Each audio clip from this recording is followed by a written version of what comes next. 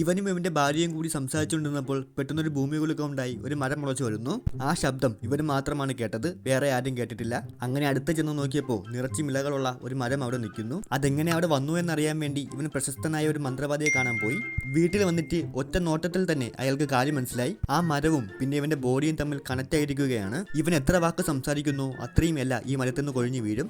ഇല കുറയും തോറും അതിനനുസരിച്ച് ഇവന്റെ ആയുസ്സും കുറഞ്ഞു വരും. 2 വാക്ക് പറഞ്ഞിട്ട് മനസ്സിലാവാത്ത ഈ പൊട്ടൻ ടെസ്റ്റ് ചെയ്യാൻ വേണ്ടി ഒരു പാരഗ്രാഫ് തന്നെ പറഞ്ഞു നോക്കി. അങ്ങനെ ഒരു ചില്ലയിലുണ്ടായിരുന്ന എല്ലാം മൊത്തം കൊഴിഞ്ഞു പോയി. ആ മരത്തിൽ ഇനി അവശേഷിക്കുന്നത് വെറും 1000 ഇലകൾ മാത്രമാണ്. തന്റെ മരണം അടുത്തെത്തിയെന്ന വിഷമത്തിൽ ദേഷ്യം വന്ന് ഇവനൊരു പിക്കാസ് എടുത്തുകൊണ്ടുവന്ന് ആ മരത്തെ വെട്ടിക്കളയാൻ തീരുമാനിച്ചു. പക്ഷെ തെറിച്ചു പോയി വീണത് അവനാണ്. ഷർട്ട് പൊക്കി നോക്കിയപ്പോൾ അവിടെ വലിയൊരു മുറിവുണ്ടായി. ആ മരത്തിന് എന്തൊക്കെ സംഭവിക്കുന്നു അതുപോലെ അവനും സംഭവിക്കും. പേന എടുത്തൊന്നും എഴുതാൻ പോലും പറ്റാത്ത അവസ്ഥയാണ്. ആ മരത്തിൽ അണ്ണാനോ പുഴുവോ വല്ലതും കയറിയ അതിന്റെ എഫക്ട് മൊത്തം കിട്ടുന്നത് ഇവന്റെ ദേഹത്തായിരിക്കും. ഇനിയിപ്പോ ആ മരം വളരാൻ വേണ്ടി ആരെങ്കിലും വെള്ളം ഒഴിച്ചുകൊണ്ടിരുന്നാലോ വിയർപ്പ് വന്നതുപോലെ ഇവന്റെ ശരീരത്തിൽ നിന്ന് വെള്ളം വന്നുകൊണ്ടേയിരിക്കും.